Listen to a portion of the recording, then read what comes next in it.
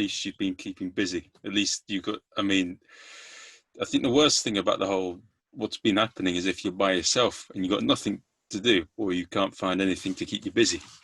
Yeah, that's right. Yeah, I mean, I've fortunately I've been lucky enough to still be working, which is good. My wife's working from home now as well, so at least there's two of us. So that's not too bad. But it's the fact that you, even when they start to unlock things, you can't go anywhere. There's nothing open. Even when the shops that are open, you're queuing to get in them, and it's a weird experience. So What's yeah, it's quite funny in a way, you know, like you're not. It's not often that you're happy to be going to work or working, is it? no, I mean, my wife and daughter. My daughter lives with her husband, and she's been working from home. But they're both ready now to go back to the office and actually go somewhere to work. They'd like to be back in the office. I don't think they're keen on the travelling, because that's not going to be too pleasant. But they're more happy to actually both go back and go in the office now, I think. Yeah.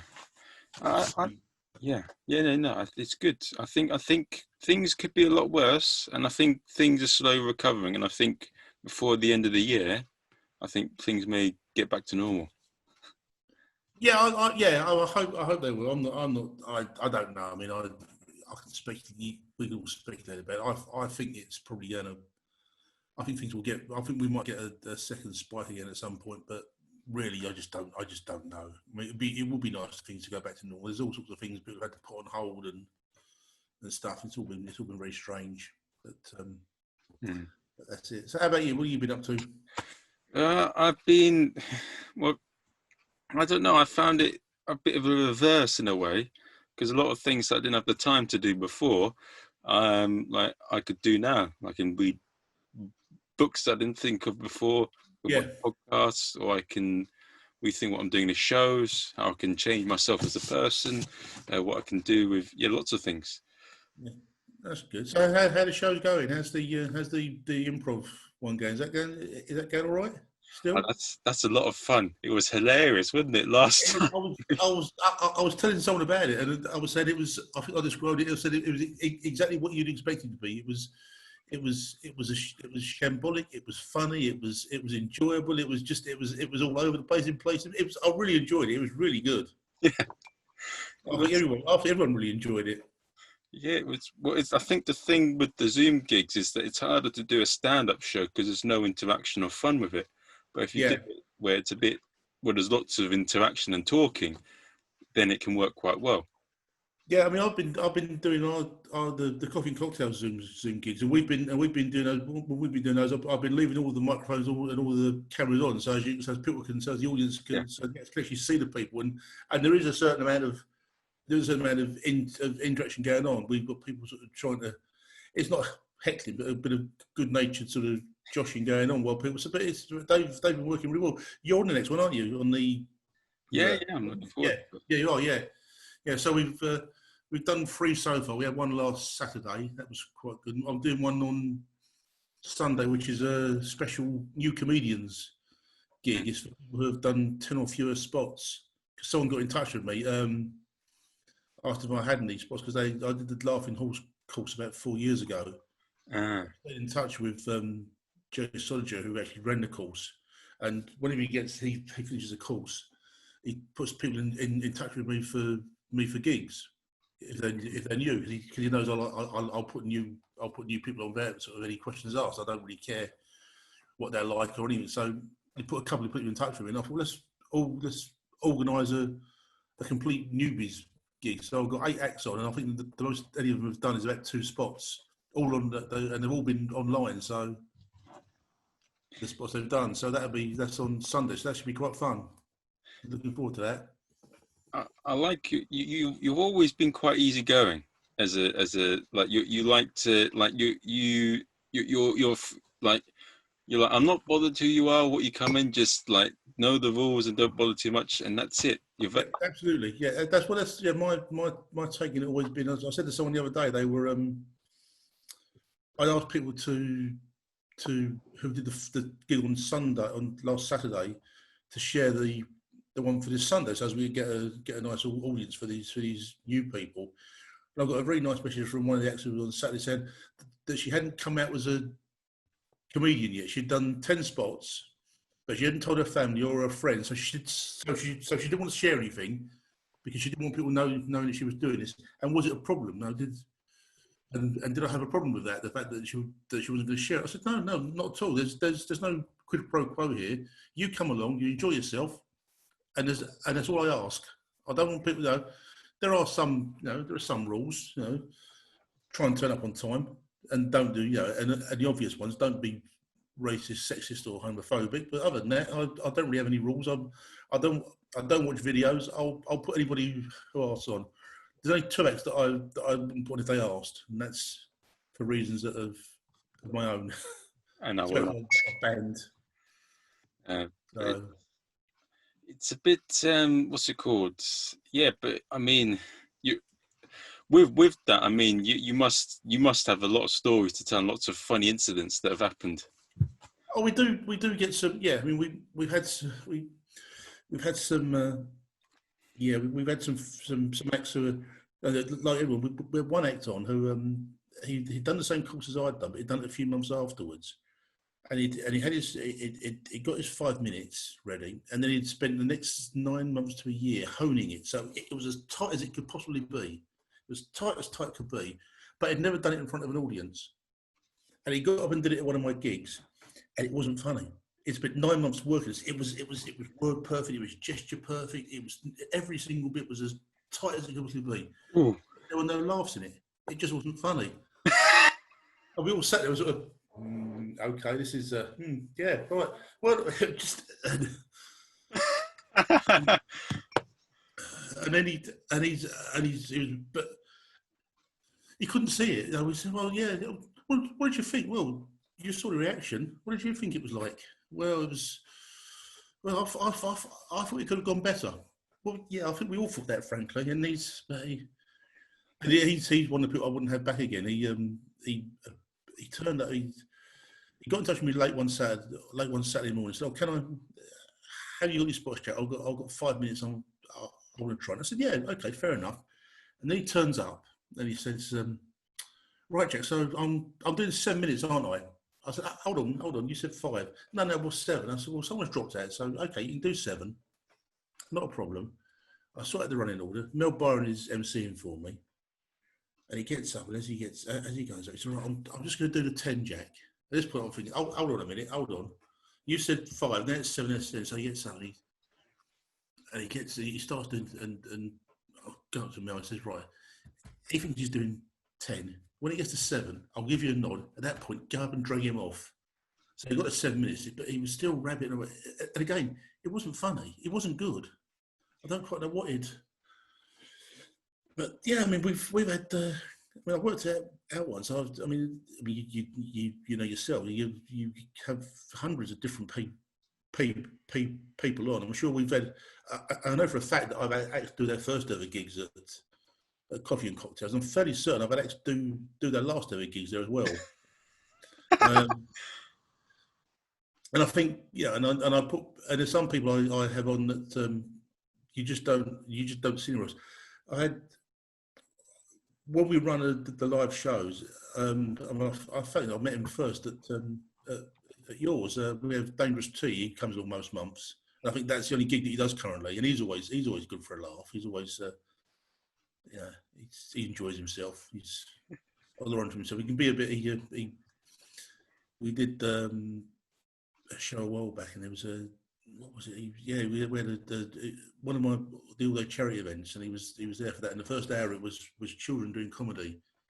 We had a 16-year-old girl emceeing, and he was on in the second hour of it. And it turned up for the first hour, and he sort of creeped her out because he was, she's 16.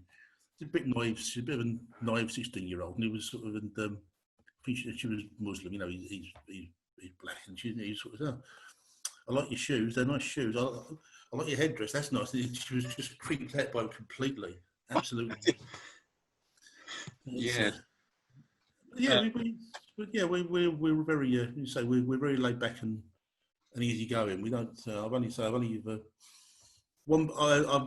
I've dragged one person off stage. Not dragged. I've got and put my arm around one person and walked him off. I had him back and he was misbehaved again, so I wouldn't have him back again. And there's one person who I just don't like. It was an arrogant little son, so I wouldn't book him if he asked me. That said, though, Emily McQuaid one's with me now, and she's actually booked him because I wasn't going to be there that day, so I was happy enough for her to do that. So yeah, what is it? The thing is, yeah, it's difficult sometimes. I mean, is it just the way he came across that he's very sort of, right, listen here, son, Jack, you got to give me 50 minutes, bish bosh. Yeah, no, he got it into his head that because we'd done the same course, the fellow who took limits with the time, we'd done the same course, that I was his friend.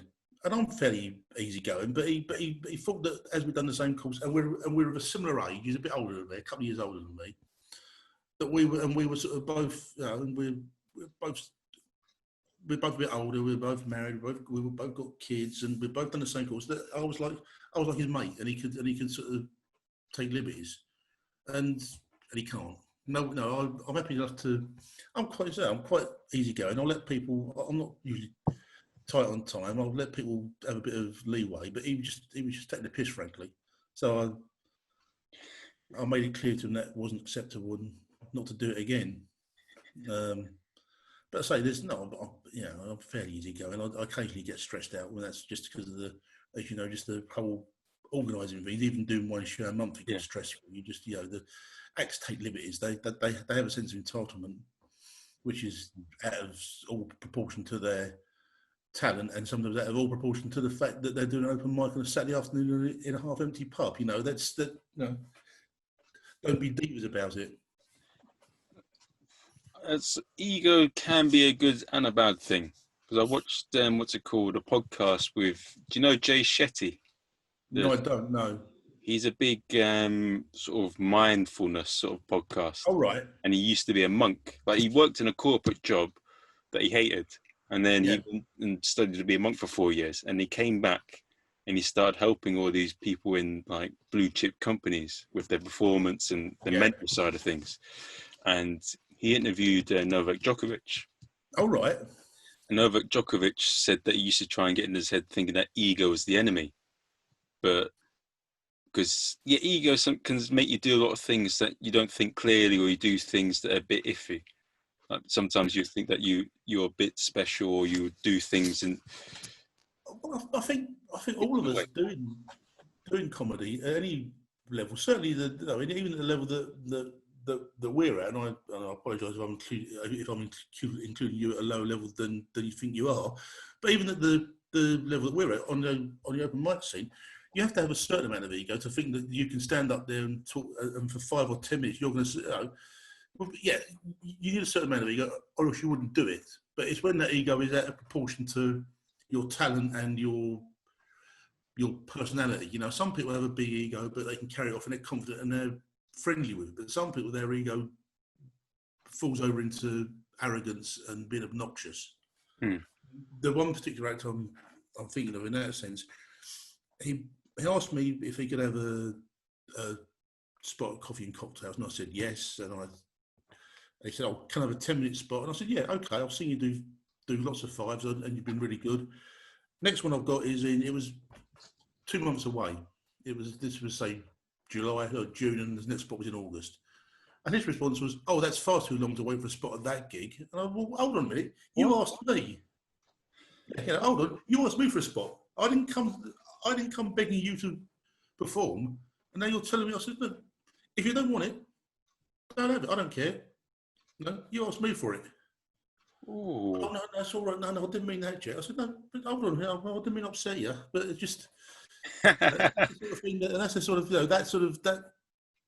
I've seen him be really good, but that's sort of where it falls over into arrogance, and that just and I'm better than you, and you owe me something. I mean, with 1 or 2 exceptions, and it is only 1 or 2 exceptions, everyone I've met doing comedy, and that's people who are at my level, people who've started out where I am and have made and have moving up the ranks and have sort of getting better and getting pro work and semi-pro work. With a couple of exceptions, they've all been really nice people. There's only a handful that I wouldn't that I would say I don't like. But that's the thing, isn't it? It only takes sort of a handful to ruin things. It's like what's going on with the comedy at the moment. Like most male comedians, they don't do that sort of thing. No. But it's just only going to take a few bad eggs to put all of us under the same bush. It does, yeah. And I mean, I've been talking about to people about it, and it's part of it is that nothing changes. I mean, we went through this.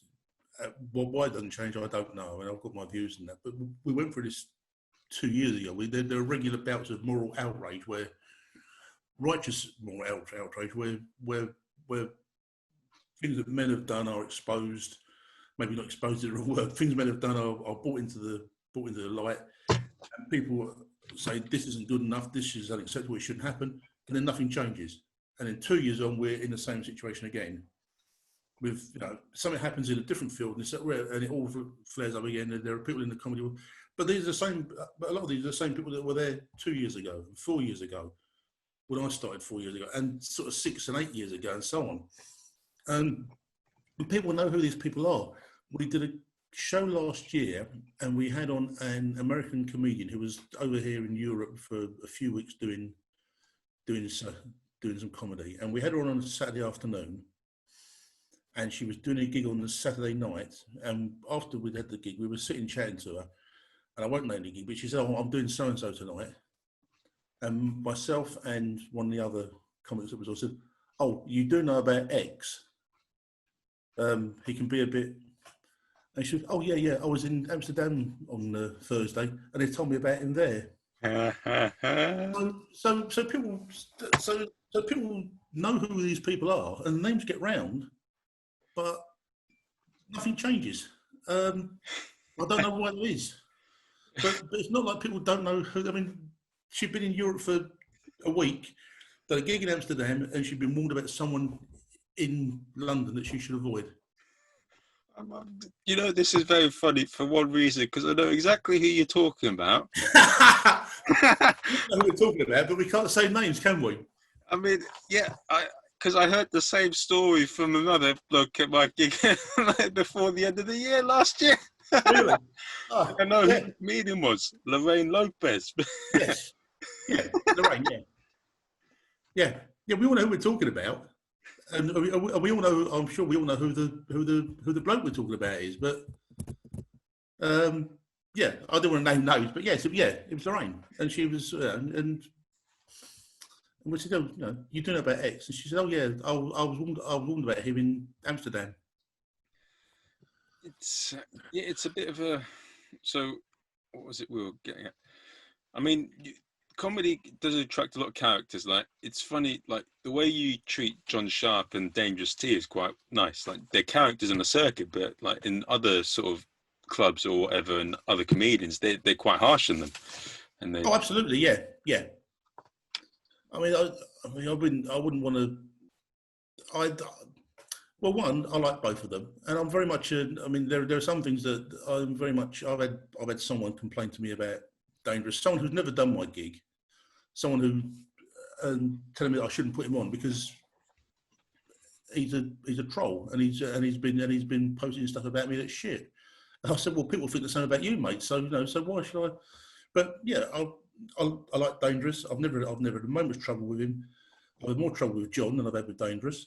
John sometimes doesn't. I think sometimes doesn't. Can be a bit.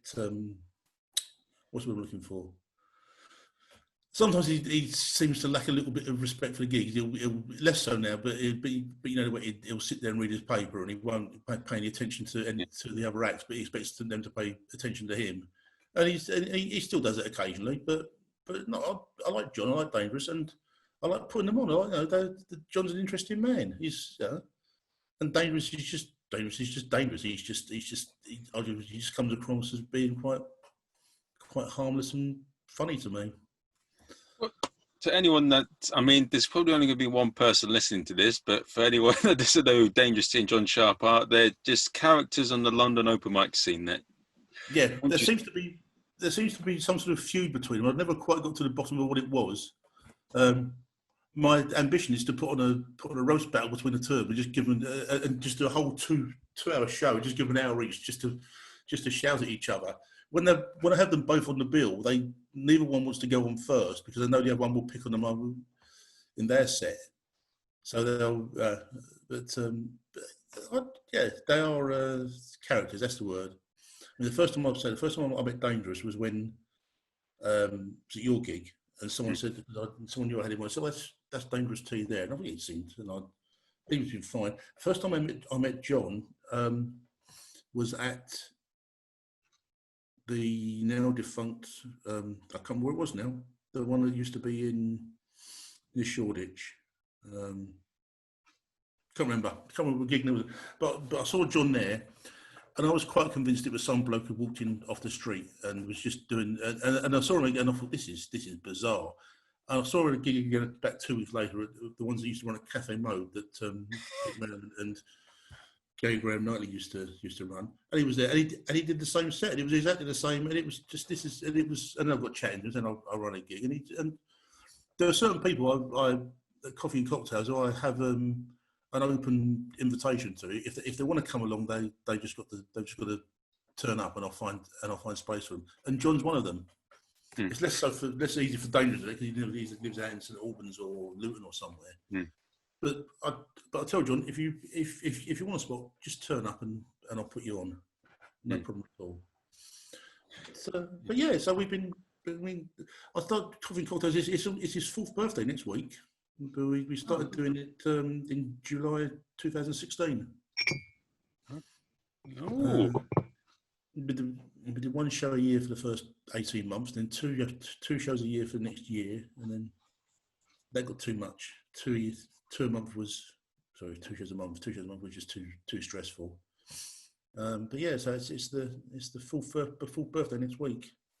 I started running it. I did a course in May 2016, and then one of the women on the course I did the course with organised a gig so we could all meet up and see how we were all getting on. And then it fell through the venue. So I'd done a course at this pub, and I did it. I found that, and I did it there, and that was in July. And by that point, I'd done 2 gigs by the time I started running Coffee and Cocktails. I've never been doing comedy when I've not been running a show as well. So I did that for 4 years. I spent 9 months co-running, or 8 months co-running Memoirs of a Geezer, which disappeared for reasons we all know. Yeah, let's. I don't know about. I mean, I'm gonna. Shall we avoid this topic? Yes, let's talk about something else. Let's positive. Let's talk about all the exciting places we've done comedy. So, I mean, I love doing comedy. It's all good. I mean, it's one thing that I find one thing that's going to be interesting, and the one thing that is good at the moment, is that you can do lots of gigs across the globe, like all these Zoom gigs, and you can connect with a lot of people that you couldn't connect with before, and you get so much more time to write. Which is, you've seen my act, I bloody need to.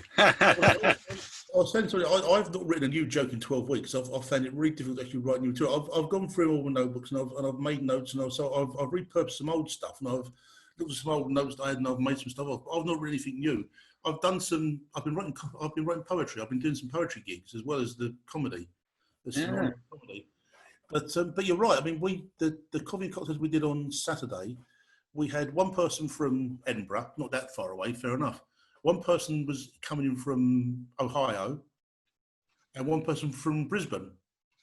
So we started the show at 3 o'clock. It was midnight in Brisbane, and it was something like 8 in the morning in Ohio. But it was a real spread of, and these were both acts that I knew and I'd had on a Coffee and Cocktails in the past. But one was flown back to the US for to be locked just before the pandemic started, and the other guy had gone home to Australia a couple of years ago. But I had them both. So yeah, so we had people in the US and people in Australia. The gig I'm doing on Sunday, the new comedians, we've got someone from Germany coming in to do. We've got someone from France coming in. I've done gigs where we've had audience members from Bulgaria and Croatia, and it's a really good way to connect. And I like it. I was for a long time I was reluctant to actually do any online gigs. And then I organised one, and it went really well. And I thought this is quite good. This. So then I started doing a couple. I've done 3 or 4 other than the coffee and cocktails ones. And I've been doing some poetry, just because I find I write poetry when I'm on conference calls for work because they're boring, and I sit there with a notebook and just write poems. And then I found a gig where I can do poetry at, so I do that. But the online stuff, I'm really enjoying it, and I think there's probably a space for it or a niche for it, even when and if we get back to doing live comedy. Because currently we're doing, before lockdown we were doing coffee and cocktails once a month, and I don't really want to do it physically more than once a month, because once a month is enough. I mean, as you know yourself, it's stressful sorting out the acts and going to the pub and getting that sort.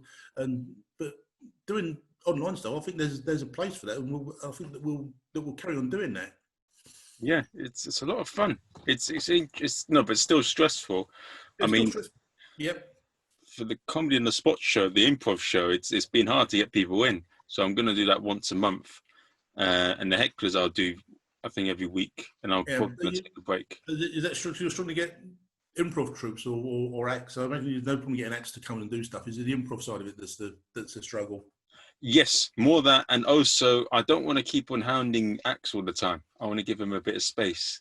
Yeah, and it's a bit. Also, I want sort of a kind of act. I think if you're going to get type of comedians to improv together in a troupe, you need ones with sort of eccentric personalities, like ones like Cat or John Sharp, Dangerous T. You need people that are a bit different or a bit, yes, off the wall. Someone who's going to bring something different to it. Yeah, because if they're just plain, it's not going to produce anything. Yeah, I mean, there are lots, because there are formats that seem to work online that probably would work in a physical game. Maybe you going forward people would be doing those, but there's stuff you can try stuff online that you wouldn't do otherwise. I mean, I've put out a call at the moment. No one's expressed any interest yet, but I've sort of said, well, why don't we do a gig at 6 in the morning or 7 in the morning? There's going to be people up. Yeah, okay, maybe no one will watch it, but we can get people. 7 in the morning here is 2 in the afternoon in Australia, 3 in the afternoon in Australia. Why don't we just, if we can get people to, so let's do one at 7 in the morning if there's an interest in it, just to see if we can do it. I'll do it. Sorry? I'll do it. You'll do it. Oh, okay. Well, yeah, I haven't got a date for you. I want to see if there was any interest first. So one thing I want to ask, what got you into stand-up as a whole? Like, how did you start? What's your background, and what led you to being a comedian? It sounds like this is going to sound like I'm being mean to it. I'm not really, but when my dad retired from work when he was in his late 60s, he basically gave up all of his hobbies. He stopped doing anything really. He didn't do anything with it in his time. And I got to 50. I'm 16 in a couple of months' time. I got to 50, and I thought, and my job, I'm in IT. It's not particularly creative. It's not the most interesting job sometimes. And I thought, well, let's try and get in touch with my creative side. So from 50 onwards, I then started doing some courses. I did some writing courses. I did some drawing, some painting. I did some improv courses. And then in 2016, I did the Green Maguire writing course. At that point, I had no intention of ever doing any stand-up. But I thought this is just another one of these creative things to try, just to see if I enjoy it.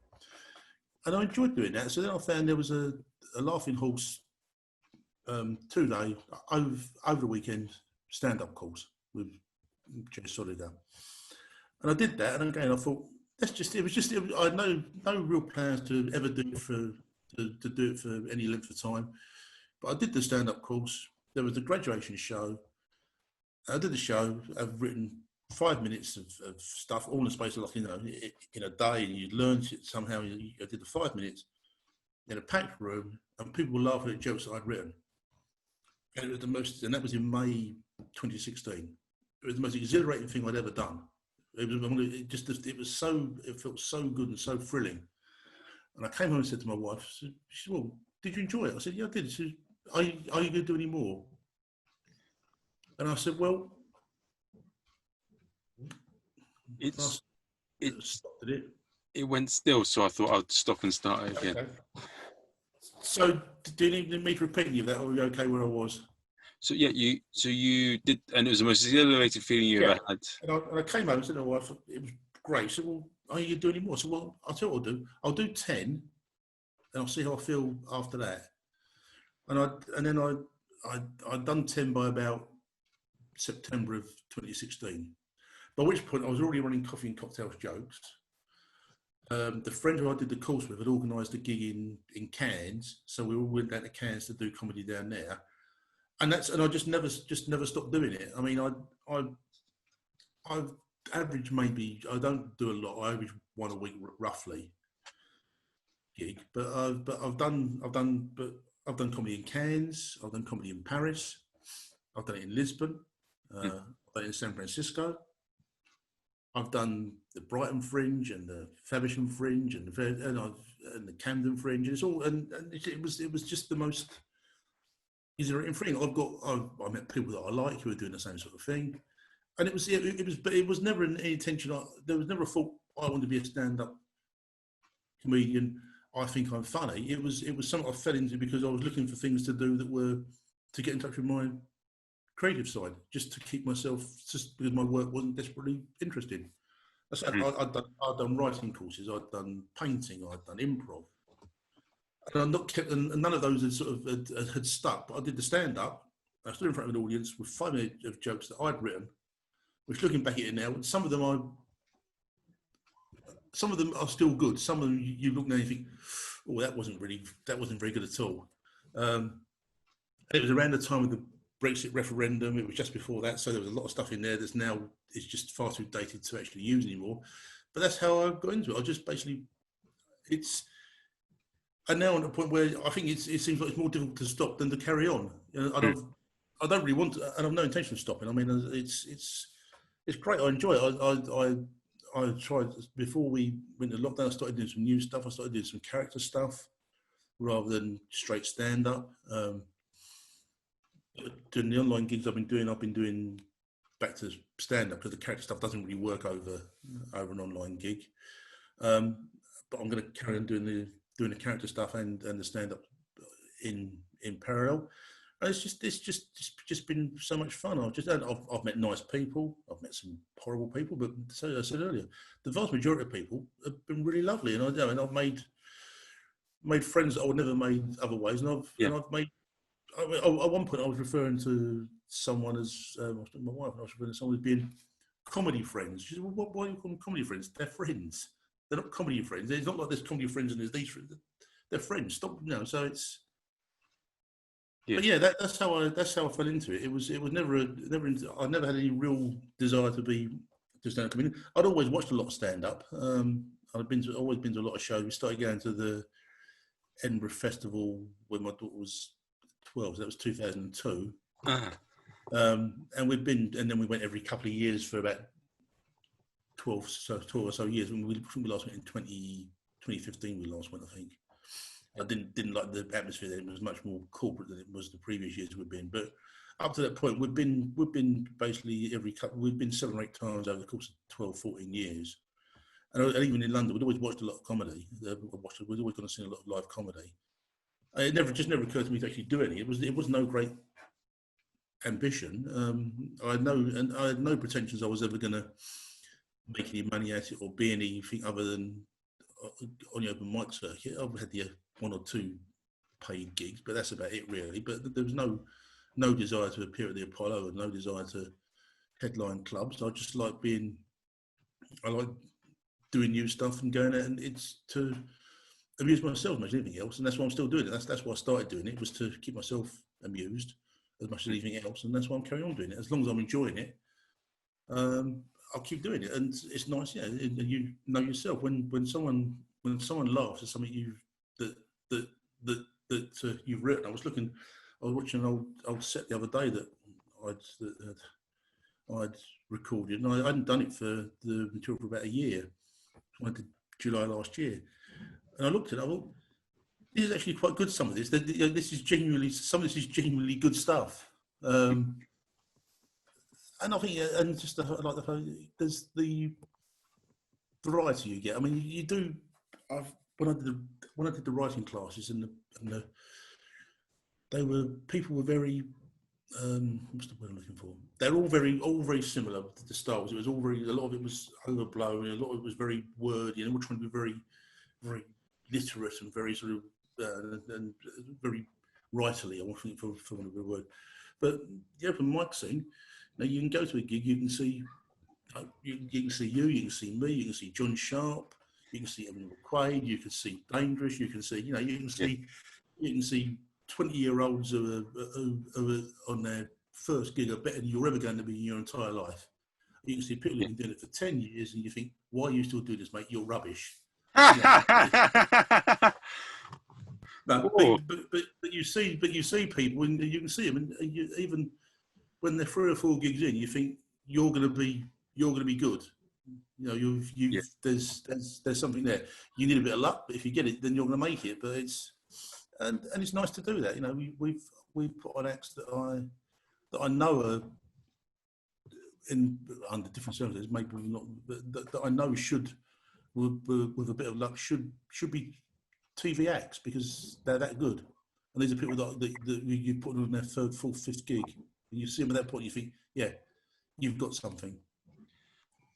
May I ask, which acts would you say, and I'll state which ones I think that I see, that do you think that could be, that are like really, that you've seen recently, that have been like, wow? Recently, it's difficult to say. Recently, I'm trying to think, I've not really, I'm trying to think, it's difficult to say recently. The ones we've put on recently, we had, weirdly, they're mainly women, the ones that we had on last year? Might have been the year before. 28, yeah, year before. She did her 3rd gig at Memoirs of a Geezer when I was running that, and she did her 5th or 6th gig at Coffee and Cocktails. I don't know what she's done with stand-up since then. She's not done a lot. She did a show in Edinburgh. A woman called Jade Allen. She was really good. I mean, you'd see her, and she was. There was something special there, absolutely. And then it's difficult to say. You see so many people.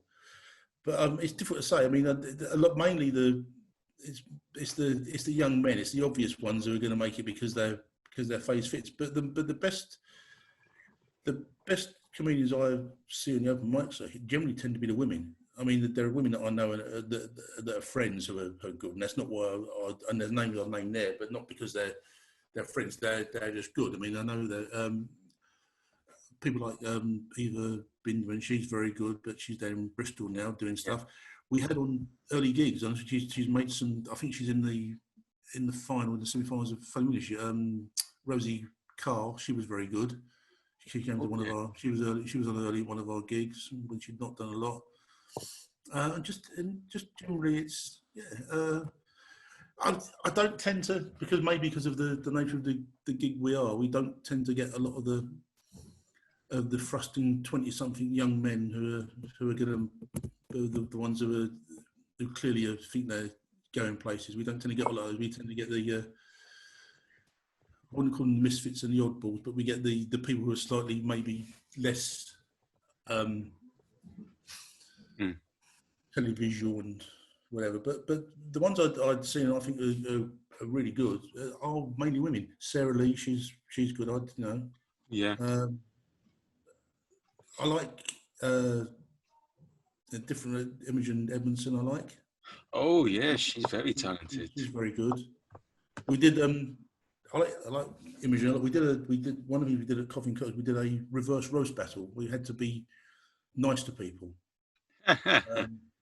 and we did 2 semi-finals and a final. And the 2 semi-finals they were like handicap matches. So it was the 2 semi-finals were 2 men versus one woman, and both women got through to the final. It was Imogen and Leslie Ewan Burgess, and Imogen won it. And to this day, I still can't quite work out how, because Imogen's lovely and she's very funny, but nice isn't her default setting, I don't think. No, she can be a bit trying to, but and then there's the ones that you see that you think, and then there's the on that not classically handsome by any stretch of the imagination, but clearly very funny people. Lots of Jamie Allison. He's really good, but I've never seen him, never gigged with him. I hear he's an amazing compere. he's a really good combat. He's a really funny comedian as well. Yeah, if you want, he's very high energy. He's real sort of high energy, real in your face, and you know you're being compared at, and he's stand as much the same. But yeah, I mean, you've got to. It's very much strap in because he's coming for you. He's a real force of nature when he's emceeing, when he's comparing, and when he's doing his stand up. But he's really, I mean, he's genuinely really funny. Yeah, just so many people.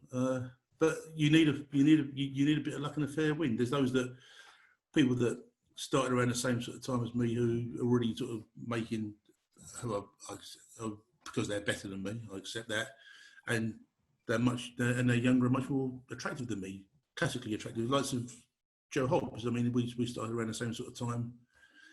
He's sort of already going places, maybe not as so those sort of people are there. So yeah. Darren Griffiths started. He did the same course as me. He's bloody hilarious, isn't he? Yeah. And we did the same course 4 years ago. Darren's really, I mean, I think within 6 months he was a finalist at the Leicester Square New Comedian competition. Yeah, that first year, and he's and he does really well for himself, which is good. He deserves it. He's good. Oh, nice chap as well. I like him. Yeah, nice guy as well. Yeah, absolutely. He doesn't seem to have much of an ego. He just gets on with his work and he's polite. And and there's no reason why more people couldn't be like that. But and I find most, you get some people. There are certain. Obviously, I'm not going to name names. There are certain people who you see on the circuit, and invariably they're young men in their 20s who think they're much better than they are, and they've got big egos, and they think they're going to make it, and they think, and frankly, they're not, because they're not good enough. But we've all seen them. They're all, and there's a whole new batch come through every year from either comedy courses, they come out of university, or they do stand up, and it's invariably, it's the same sort of material, and it's the same sort of act. That's just how it is. But it's not. Well, comedy is quite an interesting thing as well, because it's not all black and white. Because like some of the ones, as you said, that we see that were like really talented, we're like, wow, they don't get there. And then some that we see that they're good, but they're nowhere near as other acts we see, and they do make it there. So it's a bit of a to and a fro thing. I think sometimes comedy is treated a bit like a merchandise product. How much? Who's going to make us a lot of money? Who can we sell on T-shirts or magazines? Or absolutely. If you're a photogenic 20-year-old, or if you're a photogenic 20-something, whether you're male or female, you've got more chance of getting your face on TV or being pushed forward, because that's absolutely, and that's fair enough. People have a business to run, and it's not. It sounds very. I mean, I talk to John Sharp occasionally, and he's very much it's an art form, and you should be true to the art. Maybe I'm paraphrasing him there slightly, but I'm not entirely sure I agree entirely with that, because surely the whole one of the purposes is you want that validation. You want people to laugh at what you're doing, but sometimes you think, well, this is there's another reason why I'm doing this. There's more to it than just there is an element of I'm making art here in some ways. And there's no reason for you to be doing something rather than just the laughs. And John's very much, sometimes you read him on Facebook, you chat to him, and he's a very interesting man. But he does have views around, this is an art rather than just going out there and getting cheap laughs isn't what I want to do. I want to do something more than that. It seems to be his view sometimes, and I'm happy to get a cheap laugh. But occasionally you do things that you want to, that you feel more than that. For instance, the show I did at the Brighton Fringe last year was it was stand up, but it was about the main thrust was about my mum and her Alzheimer's and how I dealt with that and how it impacted on me and the rest of the family. Oh, But it was told in a way that was no, it was there was a story. It was intimate, but it was clearly stand up and it was funny. It's a show that I liked a lot. I've not done it since then because just before I did it in Brighton last year, she died. So it was quite raw, and I did it in Brighton. I've tried to do it once since then, and I couldn't manage it because it was too raw. So I said, "Everyone's grief isn't linear. This isn't great for a comedy podcast." But the whole but there was more. There was something in there that was more than just set up punch, set up punch, set up punch, set up punch. There was something else in it that had more of a resonance.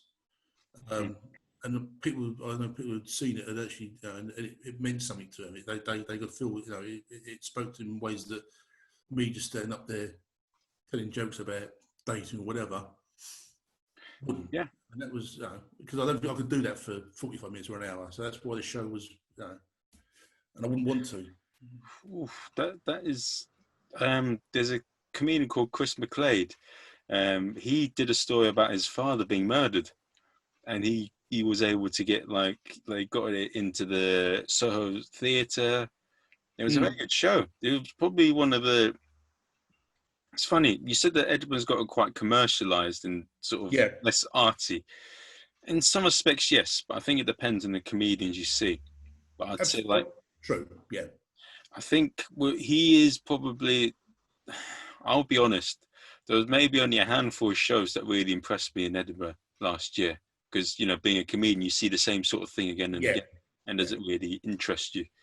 But his really was interesting. Like it really sort of made you emotional, and it's absolutely, yeah.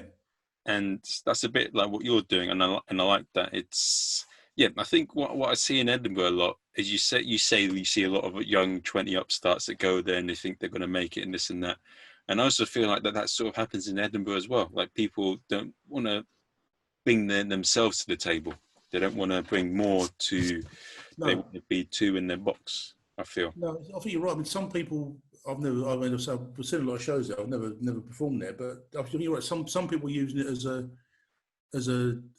window to the world where they're hoping to be spotted and seen and be discovered in cinemas. Other people are doing it because they just always wanted to do a show at Edinburgh.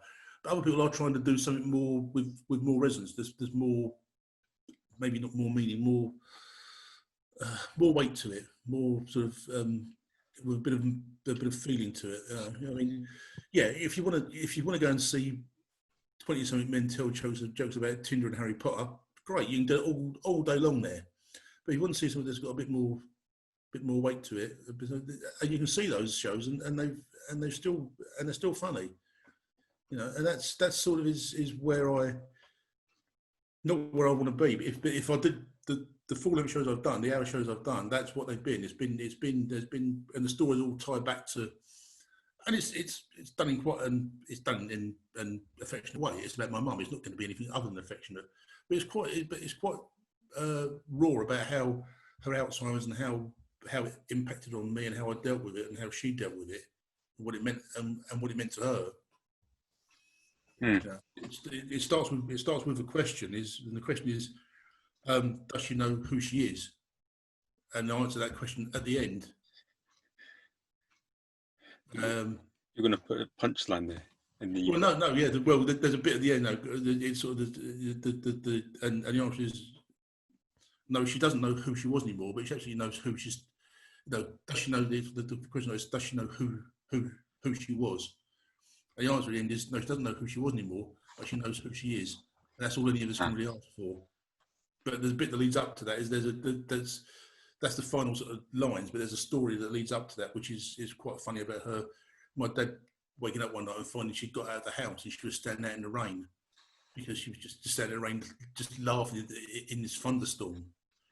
And he couldn't figure out how she got out of the house, and that's sort of its But in between those two bits at the end, there's stories about her. There's bits that I go off at tangents so that people find out a bit more about me.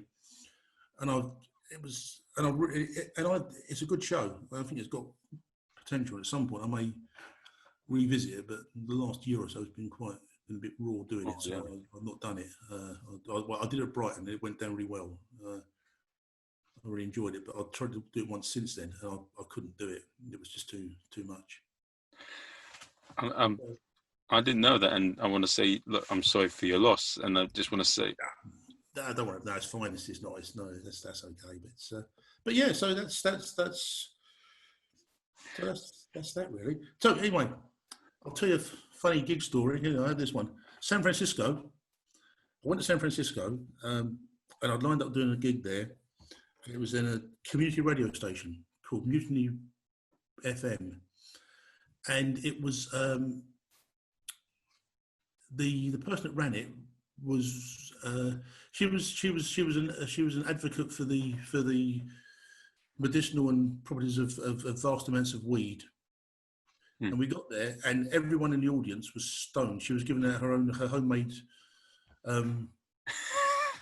brownies that she'd made to the audience, and everyone in the crowd was stoned. And I didn't take it. I don't do drugs, don't drink. And there's a recording of it, and it's some of the most gentle heckling that you've ever heard in your entire life. There's two people in the front row, and on this recording, I'm doing my set, and then you hear this voice going, "Yeah, mate, Jack, can we just point something out to you? Because we're just trying to be helpful here," and they were absolutely stoned out there. A week after, it was a lovely show, lovely people, but it was gentle heckling. The week after we got back from San Francisco, the place was raided by the police and shut down. Not because of the vast amounts of dope, because the police were quite aware of that. They were caught selling alcohol without a license. So they didn't mind people giving people their hash brownies that they'd made, but just it was a absolutely everyone was stoned out their minds in the crowd. It was very, very funny. It was especially when you're the only person that isn't stoned, or me and my wife, when you're sort of straight and they're not, and it's just everybody walked into this. It's very odd. Like you mentioned, two interesting points there, and to be honest, I think with the podcast as a whole, I've not really classified it as a comedy one. I'm going to do it more as a philosophical one, because each one I've done is because what I like more about a podcast is I like one where it makes you see things you didn't see before. I want to learn. I want to grow and change. Oh, I was an idiot. I shouldn't have done that. Or, oh my God, that's what I've done wrong. That's what I want from a podcast.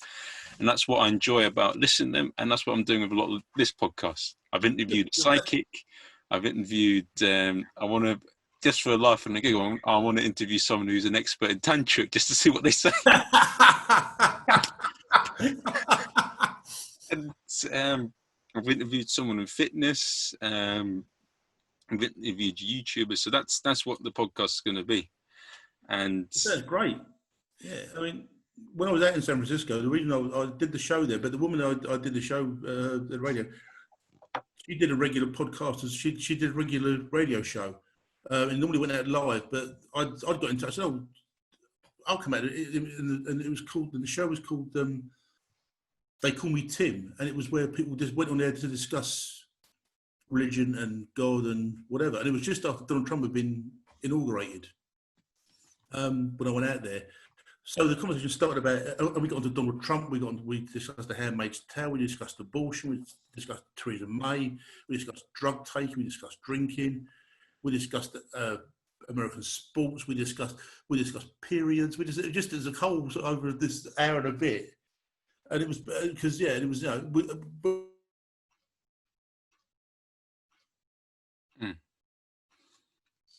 Oh.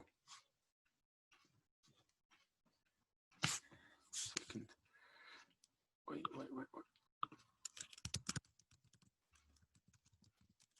Went from there. Oh. I was able to hear you just now, but I didn't hear the other stuff. Yeah, sorry. So yeah, so just telling my audio gone. So yeah, so that was just so that was yeah. So it was a whole. We started off talking about God, and then went on to there, went on to all of tangents about everything else. What? Yeah, it's funny because, like you said, with the heartbreaking story. You said a funny story here.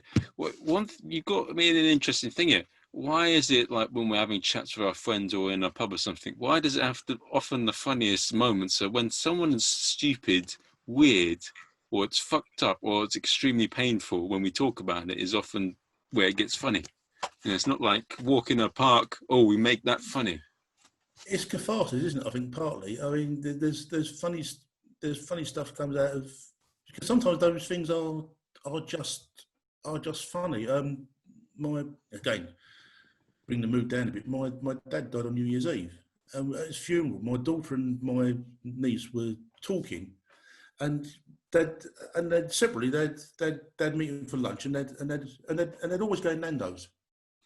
My dad would say, right, we were going to Nando's, and they were standing there chatting about him, and Alice, my niece, said to Helen, my daughter, I don't know why we used to go to Nando's. He didn't like Nando's, and I said, yeah, I know. Why do you always go there?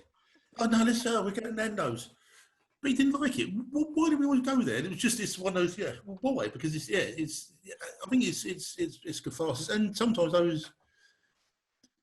those darker things have.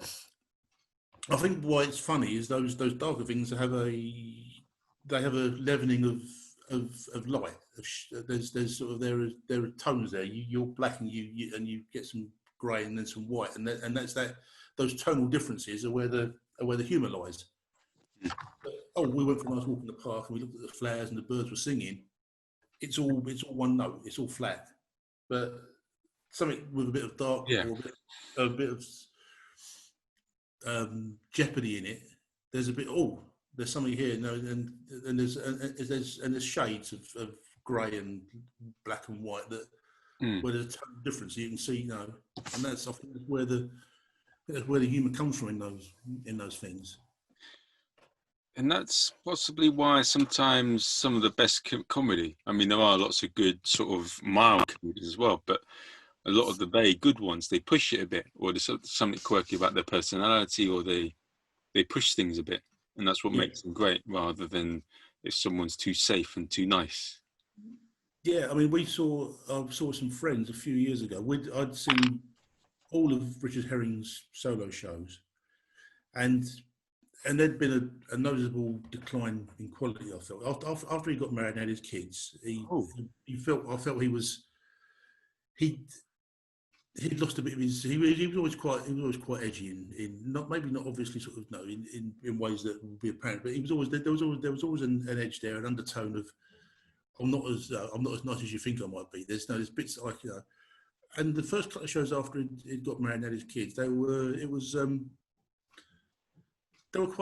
quite safe. There was no there was no edge there.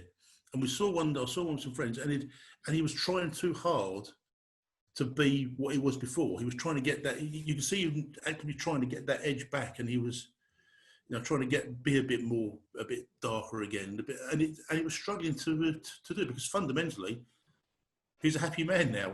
He's married, he's got kids, and he's not sort of, he's not, and he seemed to be struggled for him he struggled to get back to that point. I think I've discussed this in quite a few of the podcasts, but one thing and I don't want to go to just sort of go for it briefly because I discussed it before, but a lot of people, when they reach the top or where they reach what they wanted, they lose the hunger, they lose the desire. And so that's what you mean with Richard Herring. Like the great boxer Marvin Hagler said, when it's hard to get up out of bed when you're in silk pajamas. Yeah, absolutely. Yeah. And I think he'd got happy, and he didn't appear comfortable in his own skin. He didn't feel like he was comfortable doing what he was doing. He was trying to do the stuff, the edgy stuff that he'd done before, but it didn't really suit him. He didn't seem like his heart was in it.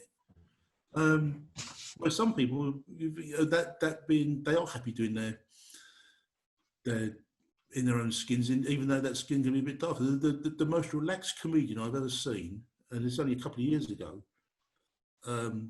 that big name who seemed so comfortable in his own skin is Frank Skinner live. He just seemed he was entirely himself. There was no, you know, it was the single most relaxed man I've ever seen on stage, and that's musicians, comedians, theatre, anything. He was just, yeah, he felt like you get the impression that he knew exactly what he was doing, why he was doing it, and that he just belonged there. There was no sense of doubt at all there. This is where I belong. I'm comfortable in everywhere I was skin. I like myself. I know what I'm doing, and it was surprising. No, it was effortless.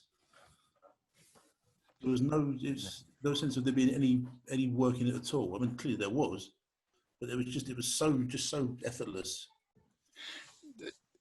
And you said, yeah, I like it when people are themselves. And the thing is, so you said that, like, this is a thing I want to comment on. You said that a lot of people in comedy are nice and this and that. You know, I've changed a bit since you last spoken to me, and like I'm not happy about the person I was before, and I'm trying to work on a lot of things. Right. And, one of the things that I used to do a lot before, and I want to change a lot now, is that sometimes I'll be a bit too open and a bit too open to people, and I feel what was it? Yeah, you said a lot of people nice, but now there's two things that scare the shit out of me more than anything else with people, and that's if they're too nice or if they're a bit too nosy, and I get a bit scared now when that happens. Yeah. So you're trying to be? Did you feel that people were taking advantage of your niceness or of your openness? Do you feel that maybe people were taking advantage of that? Is that why you tried to change that? Yes, it's very. I think that's, unless you need. I think no matter how nice someone seems or this and that, I think you need to take a while before you open up to them. Absolutely, you have the guard up. It's you have to, and yeah, a lot of other things as well. But sometimes change is hard. It is. It is hard. But people need to. You need to. Sometimes you need to make changes, don't you? Not you personally. I mean, but generally, people need to make changes in their lives and themselves, so they're comfortable with what so they can live with themselves. I think we all got to grow and go forward. I think it is like, if you got to learn or change something or say, oh, I should have done that. Oh, this is wrong or that's wrong. Because if you just, I think we're all growing, most of us anyway, we're all growing or doing something different or learning something different. Otherwise, there's no point. And yeah, you have to grow. Or like, and that's going back to you saying to me, why did I start doing comedy? That was 8-9 years ago. I wasn't. I worked, and I came home, and I didn't have any hobbies, and I was depressed. I wasn't happy with myself. So that's why I started looking for creative things to do. I'd never done anything creative. And that was sort of what I was looking to make a change there, because I could see how my dad had gone. I didn't want to be like that when I retired. I didn't want to get to 65, 70 and do nothing. No, I mean, still get to 65, 70 and do nothing. But in the intervening 6-8 years, whatever it happened to be, I'll have done hundreds of comedy gigs. I'll have performed in places in the world that I would never have thought I could have performed in. I've performed in crowds I wanted to. You know, it's I've been paid to do it occasionally, which is great. And this is all things that, and that was the changes that I'd made, and people still. Funny, some people still seem to resent me doing that. He's never going to hear this. I've said to my brother, who's a couple of years younger than me, he's never been to see me do comedy. His daughter has, but he's never seen me. I said, well, you know, when you come along sometime, Dave, you know, it'd be good. You come and join us. He said, no. I'm going to come and see your last gig. He says, when you do your last one, tell me, and I'll come and see that. And I've heard him say to members of the family about, oh well, Jack does comedy, but everyone knows that I'm the funny one in the family. Oh. And he said that once. I said, well, come on, I've got a show this week. Come on, I'll give you 5 minutes. You can get up and do it. You know, you can get me show you're funny. No, I don't want to do that. No. And you feel that people resent you doing things sometimes. Yeah, I've also covered this a lot on the podcast as well. There's two people that I don't like. I don't like people that are toxic because they bring you down, and I don't like people that are sort of envious Because I think if Yeah, someone does well, it's a good thing because it just shows you can do it as well. yeah, And I've gone in my, you know, a lot of the podcasts I've gone in, I've discussed it 3 or 4 loads of times, but it's something I believe quite strongly in. And one of the things I'm probably going to do is I'm probably going to be even more hated than I was before because I think for my gig I need to get rid of a few people because it's a yeah. bit you got to surround yourself with the right people, like You right do. sort of Yeah, energy, right mindset. Because if you're going to be a better person or do things in the right way or do things better, you have to be around the right people. yeah, and it's quite easy running gigs and stuff. It's quite easy to get to fall into the situation where you have the same people on, you have the same wrong people on, who are people who are no good to you, who are people who you know you can keep booking people who just aren't right for you, can't you? Yeah, You know, it can happen quite easily. it's the thing. Yeah, I mean, to be honest with it's I don't know. It's comedy. I love doing it. I like making people laugh. Most people are writing comedy, but it only takes a few bad eggs to make it look bad for the rest of them. Yeah. And one of the biggest reasons why I got a bit nervous about the niceness thing, because when I went to Dublin, you see the guy that what's it called did the Twitter Oh post. yeah. I bloody met him, and he helped me out with a few gigs when I was in Yeah. Dublin. And you know, when I met him and spoke to him, he came across as a proper nice and all right chap. Yeah. And that's when you go, oh fuck, and it's a bit That's like right. it's. And also, yes, the worst people because they got something to hide and because they got all this, they are the best at pretending to appear a certain way. Yeah. That's why my dad says as well, if someone's too polite or too nice, you got to watch out. And that's because they're hiding something. They know how to act. They know how to swindle people. They know how to do all these funny things. Yeah. Whereas if you're a bit thick like me, then you don't have to worry about that. I read something on one of the forums on Facebook when they were talking about the current ongoing discussions about issues, and it was saying someone said, no, well, these people are plausible and friendly because you need to build trust before you can abuse it. Hmm. So that's so you can't you don't just go straight in and do something. You basically groom people. So you build up their trust and you get them to like you, and then you can abuse their trust. And that's because part of it is it's not sexual; it's a power game, isn't it? And part of that is getting people to like you, and then so as you can use that power again, so as you can abuse their trust, and that's a lot of what a lot of people I think get out of these situations. It's that power game as much as anything sexual or physical out of it. I think. Yeah, and one of the things that was ridiculous is a typical example of where see like when someone does a fake niceness and someone who's real nice. So I'll give an Yeah. example. Like in the school, I went to clown school and go there for a while, and one of the guys. I mean, women aren't stupid; they know these things as well. They probably Absolutely. hide it a lot more than we do. Yeah. And there's this bloke. Well, I don't. I'll say it. No, should I say his name? No, let's not say his name. But he's basically he's this bloke. He pretends really nice, and he really works bloody hard. Like it's like he's working out or something, trying to pretend he's a good person and doing this and that. You Yeah. don't need to force it if you're an all right person. Just, No. just. And the thing is, you don't just do a little thing here and there, but just get on with your life. And you got to take Yeah. care of yourself Absolutely. before you take care of anyone else. Yeah. And and that's a pure example of that. And also, one of the things I will say with the movement, and you're probably not going to like me for this, and a lot of people won't, but there needs to be a discussion with this sort of issue that's going on with women being abused in comedy and all this. There needs to be a little group because it can't be too far the other way. Because there's, like for example, I don't want to quit with the left, and I've discussed this in Yeah. podcasts in America and the UK. You can't just say because someone voted the other way they're thick, racist, and they're No. stupid because it's just bullying, trying to force people to do a certain thing. And I feel with this, it's good that you're making people aware of things regards to like women being abused. But what if the bloke's inexperienced and he doesn't know what he's doing, and then he Yeah. gets punished for it if he's trying to make a move on a woman? And Yeah. that needs to be considered as well. You need to see who the person is. Yeah. There are definitely things that need to be.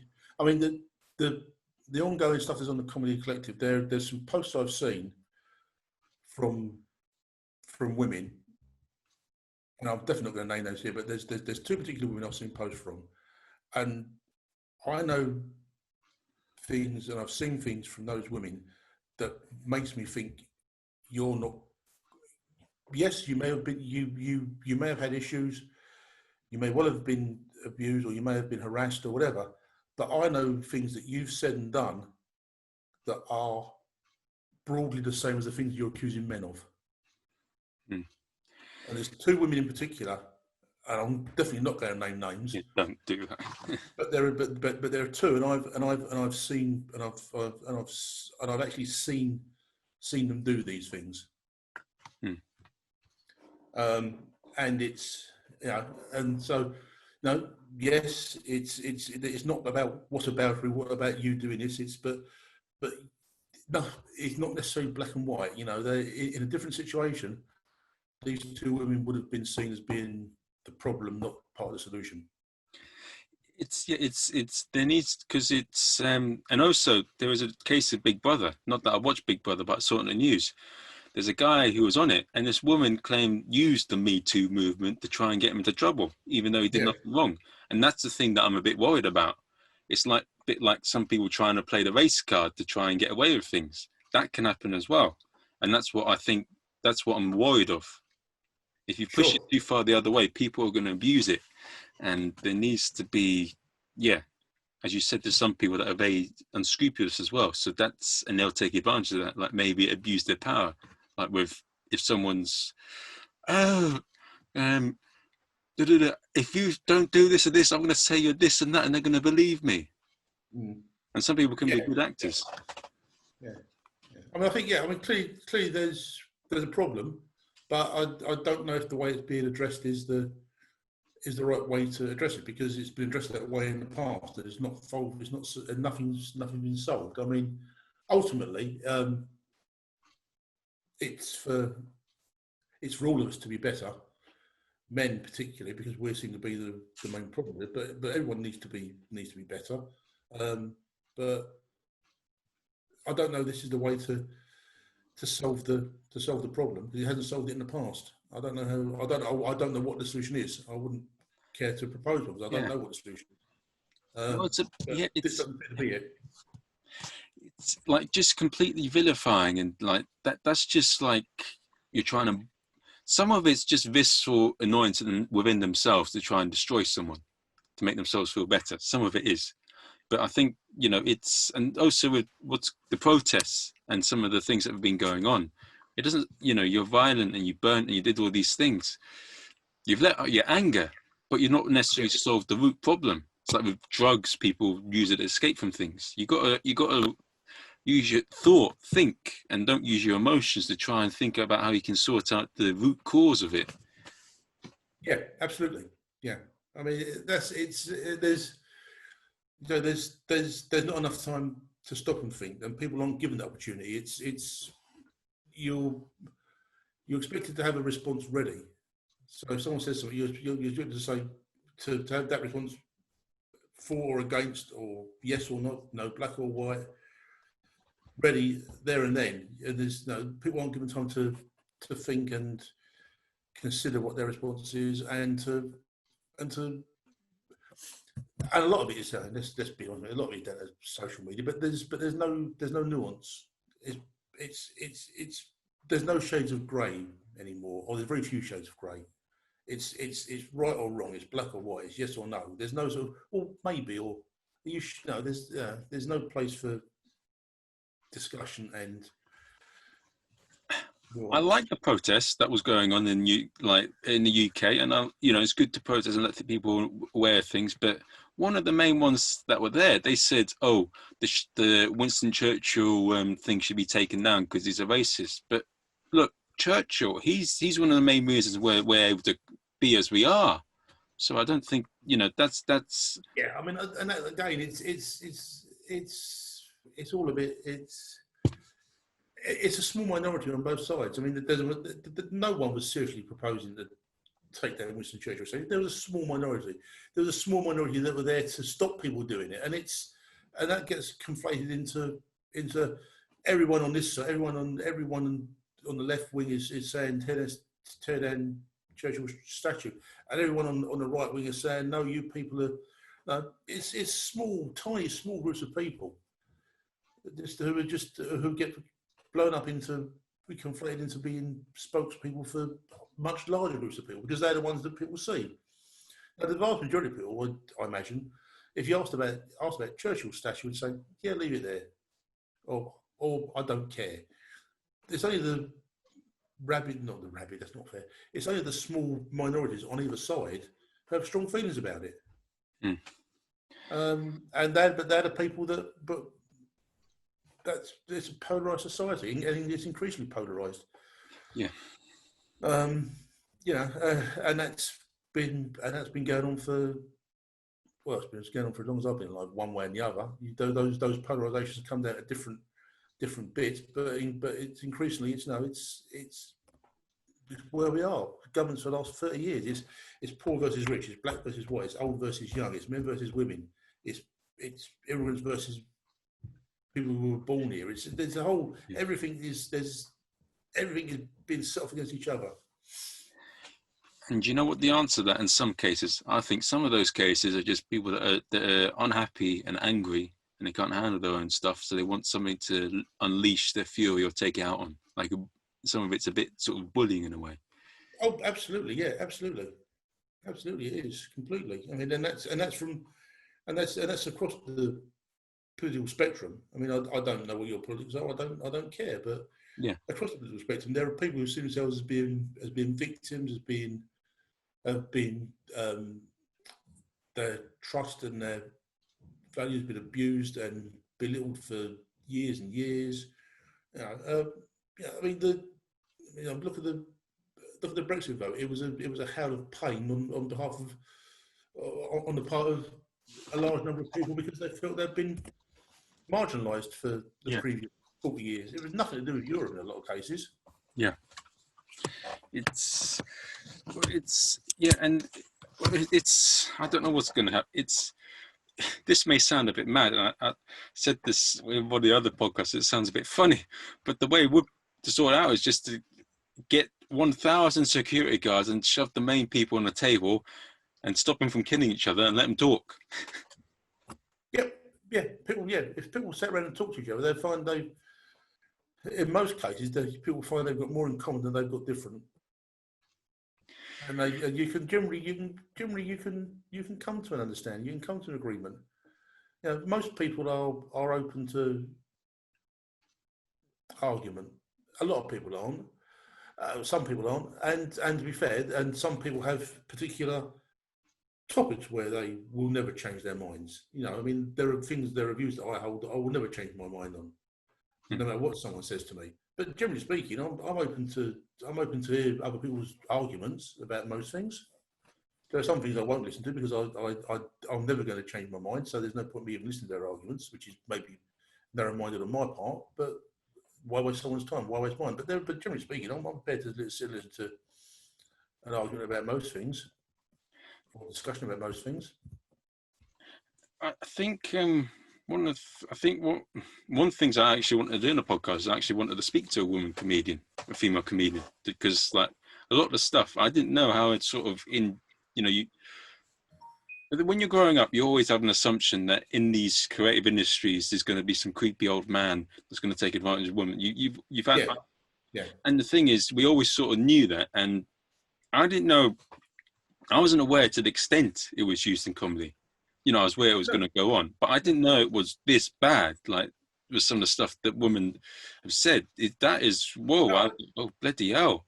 And I certainly wasn't aware of it. But then, no, I absolutely. I mean, you hear about it from talking to women, and they tell you that these things happen. I mean, I've got friends who are uncomfortable in the company of other comedians, and these are comedians who you and I both know, and who hadn't been mentioned in any of the things on. And my experience of these people is that I can't see anything wrong with them, but I know people who are uncomfortable in their presence for reasons, for whatever reason, and I don't know the reasons. I know some of the reasons, but But yeah, I mean, these are people. These are people who aren't vocal on the comedy collective on either side.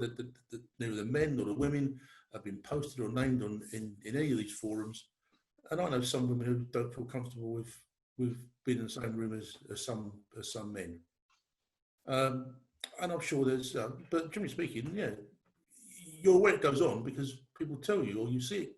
But I've never actually seen it myself. I've never seen anyone do anything to a woman comedian. I'd like to think if I did, I'd step in and do something, but I've never actually seen it. So I can't say that for certain. Yeah. And I suspect the large majority of men on the circuit haven't seen it either. Some might say that's because we're not looking for it, but then I don't know. Well, that's the thing, isn't it? The people that appear nice and are very clever and getting people to like them know how to be secretive and do things to get away because they got something to hide. It's like with what's it called, drug dealers and criminals. They're better at being sneaky and slimy than a lot of us because they're hiding something, and they have to be like that. And it's a bit. I mean, it's made me more aware of it, so I'll be a bit more cautious. Like I'll be like, okay, right. So this is now what I see is I see what it's like for being a woman more so being a woman in comedy because the biggest fear for a lot of women I think is to be forced upon by a man, and in a lot of the cases they're weaker than this is not being whatever because they're weaker than men, and they're worried that if they're late at night, a bloke's gonna what their love. So it was a quick one, and then they say no, and then whatever. Anyway, but that's. So have you had any luck finding a woman comedian to talk to? Not really. Well, they've said that they're a bit. One of them said that I should get the committee together, like LCN, a group of male comedians, and like the industry sort of thing, rather than female comedians, because they're a bit too scared to do it, and they've it's really hurts them to talk about it, and it's I don't know. With this sort of subject, I don't really want to be too vocal. I don't want to say this and that, or don't want to claim to be anything. And also some of the people that are trying to be super defensive or pretend this and that, maybe they're some of the ones doing it, and maybe they're trying to cover their tracks. Yeah, you just don't know. Unless someone names, it's impossible to be sure. And even then, you can't be 100% sure. And the simple lesson is just be more aware of it, which I think we both are now, and just that's it. And just be more. Maybe just now we can see what it's like from their side. Adjust the behaviour a little bit according to make it more pleasurable experience for female comedians. And apart from that, that is all we can do. Because if we start going too far the other way, it's just I don't know. It's I'm not smart enough to do all of that, and I don't want to get involved in the nitty gritty. No, I know what you're saying. No, we all need to try to be better. But beyond that, it's a minefield, and and that's we can only. And I'd like to think that if in future we saw something, we would do something about it. I say I'm not aware of having encountered or seen anything like this in the past with people doing what they shouldn't do, but. I'd like to think if you saw it in future, I'll do something about it. But until it happens, you genuinely don't know. So I don't know what you do there.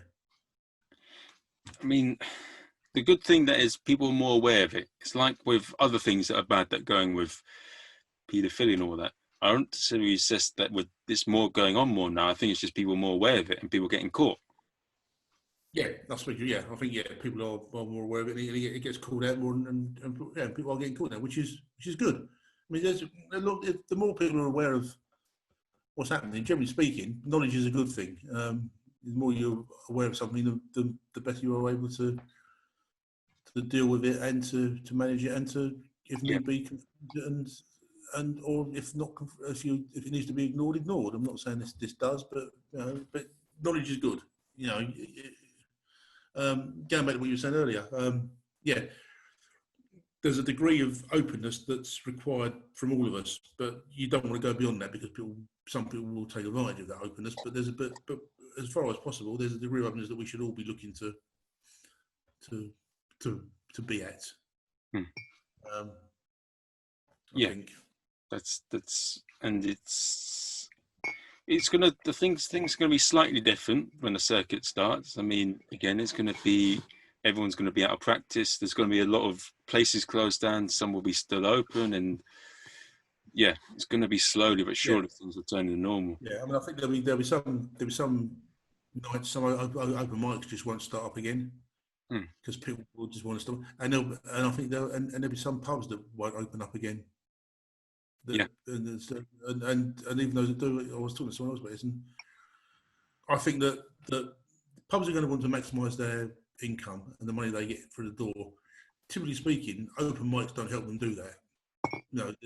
We've all been to open mics where no one buys a drink, and it's just or they ask for a pint of water, and it's and there may be good reasons for that, but a lot of open mics don't bring anything to the pub other than and I suspect that some pubs will expect them to step up and start doing something. They may well be. They may well say there's a drink minimum, or then you've got to run it in this way so as we can get more people through the door. I don't know, but I don't think it's going to. It won't be when it does stop again. It won't be back the way it was before. Things will change because they'll have to. What those changes will be, and what they'll mean for the likes of you and me, I don't know. But I genuinely wonder whether the pub we do coffee cocktails in will open at weekends. I've been in there over Saturday, and we've gone upstairs to do our show, and there's been no one in the pub downstairs at all. The only people who've been in the pub have been us. They get their business maybe just during the week because there's a lot of offices around there and businesses around there.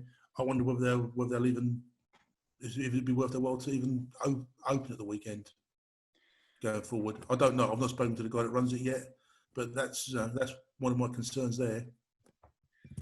But one thing as well, I think I don't know. There's one of the funny things with comedy is that now there's so many. Comedy's in a situation, especially in London, where there's a lot of free gigs and it's difficult to pay comedians. Yeah, and sometimes comedians, and maybe myself, we don't see things from a financial point of view from the other person going in. Like they're saying, they say they're not smart financially. They don't see this person has to make money as well. They just some of it's unrealistic. Some of the things people say, like, "Oh, you're running a weekend gig and it's paid. You have to pay us this much and that much and whatever." But what if the person doesn't get anyone in? Yeah, and absolutely, they can't bring people in. So have a bit of thought and think long term. Don't think bloody sort of short term gains. Like think further ahead. Like if you demand too much out of someone at the beginning, then they can't put things that'll be better for the future. It's a bit, and we live in a society that's too much wanting things now. It's better to go up and then get the good thing at the end, rather than having it all given to you straight away. And that's what a lot of people want nowadays, and that's not right. That's not proper sort of reward of good feelings. Yeah, absolutely. Right. Yeah, every single one of the podcasts has been very deep and very boom. So who have you got lined up next after me? So I got. Let me look for the calendar. I've got. It's one of the guys that also commented on my post. I got Krishna, who's in the French comedy scene, and he does a. All right. Then I got someone for the South Africa. I think I organised. Did I not? Oh, I haven't organised another one in a while yet. But yeah, I've. Well, if you're looking for if you've got someone from France, I was going to recommend. I was going to recommend my friend Vanessa.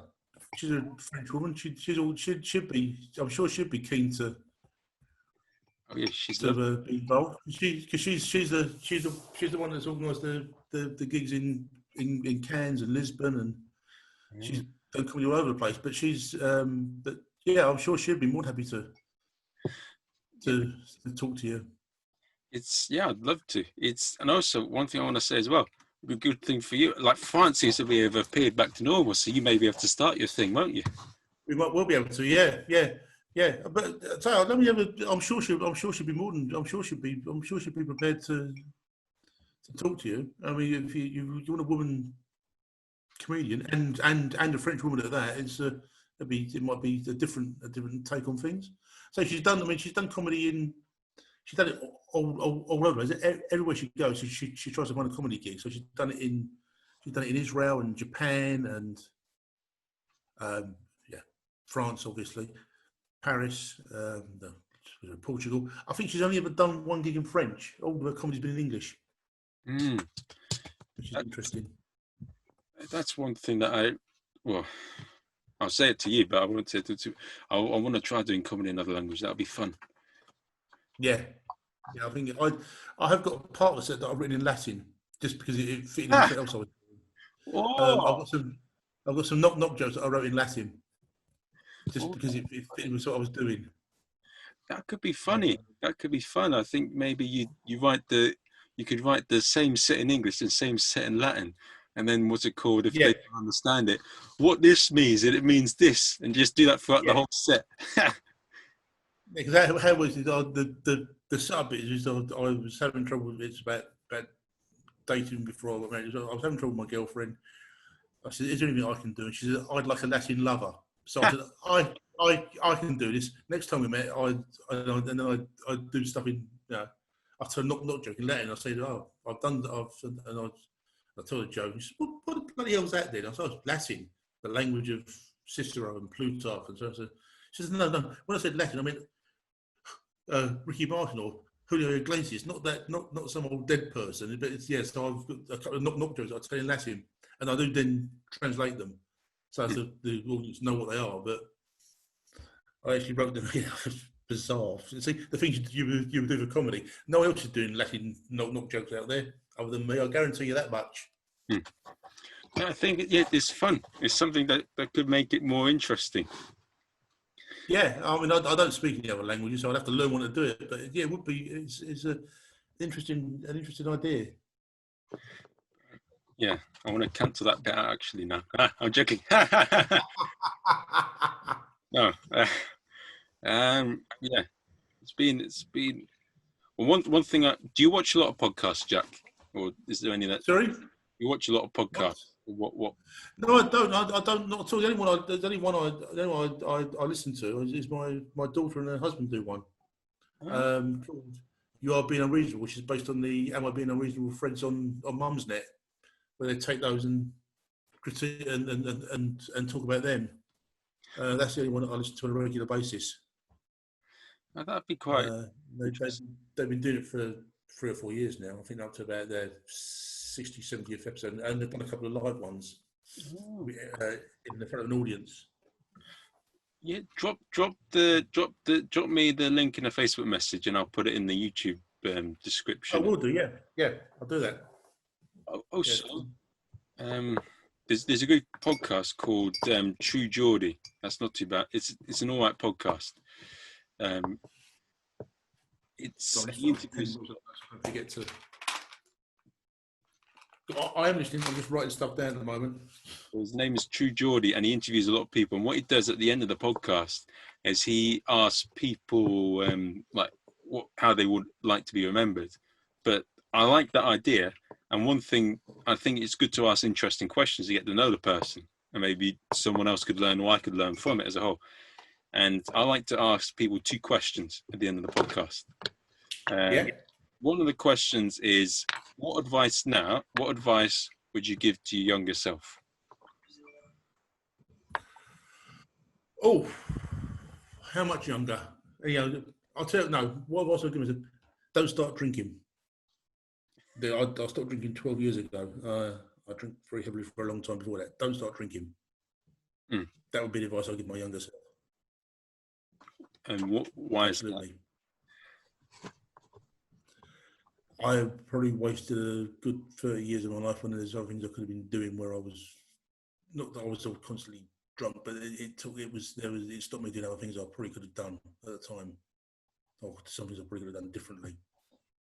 So the lesson of that is you're saying that to people listening or younger, don't be dragged into the crowd of partying and drinking, and do something more fulfilling. Yeah, yeah. Just at least be more restrained than you were, but certainly don't drink the way you used to, or you finish up doing. Yeah, it was never a problem. It wasn't, but it was something that I was conscious of and should have stopped doing a long time before I did stop.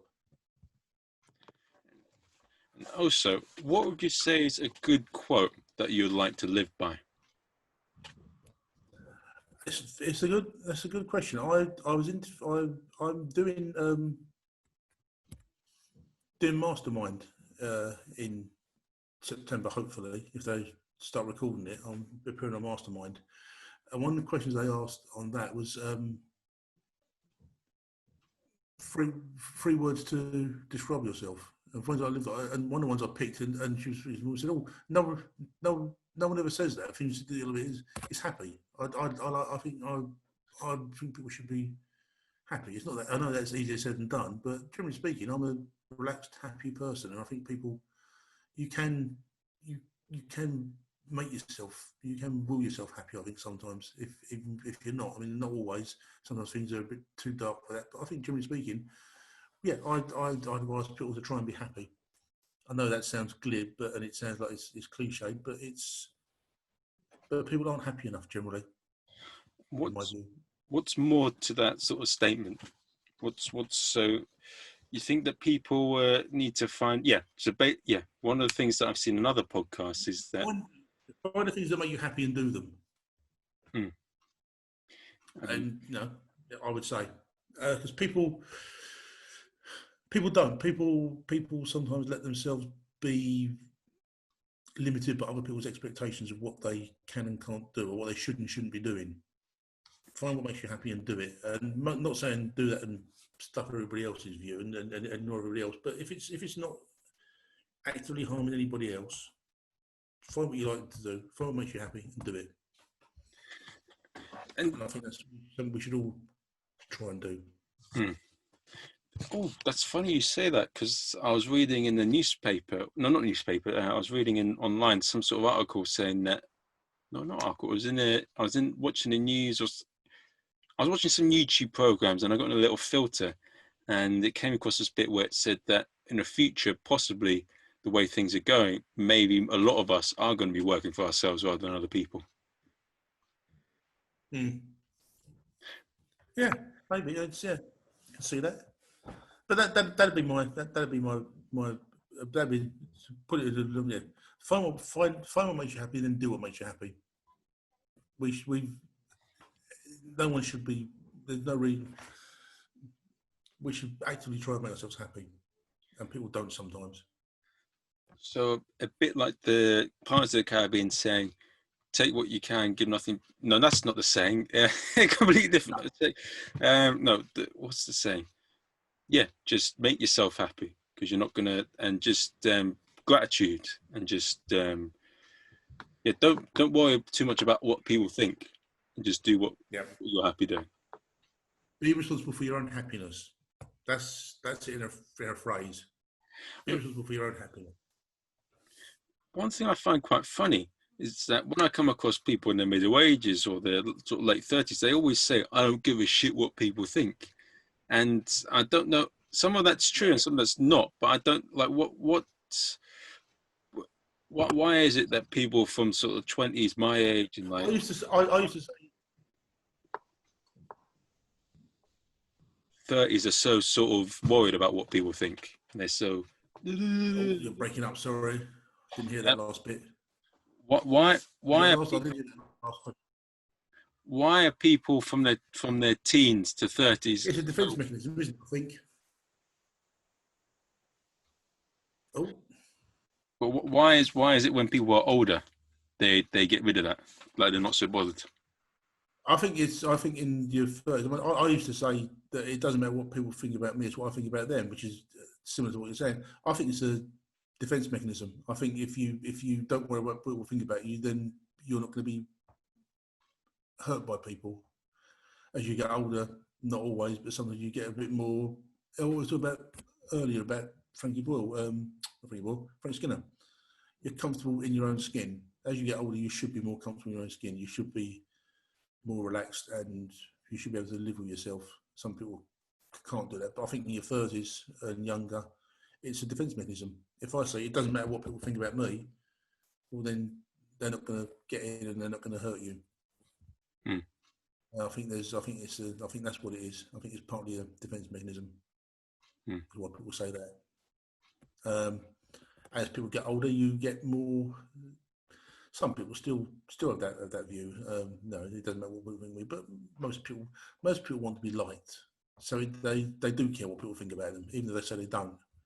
And I think as you get older, generally speaking, you get more. Most of us get more comfortable in our own skin. I certainly have. I'm certainly a happier man at 59 than I was at 49, and at 39, I think.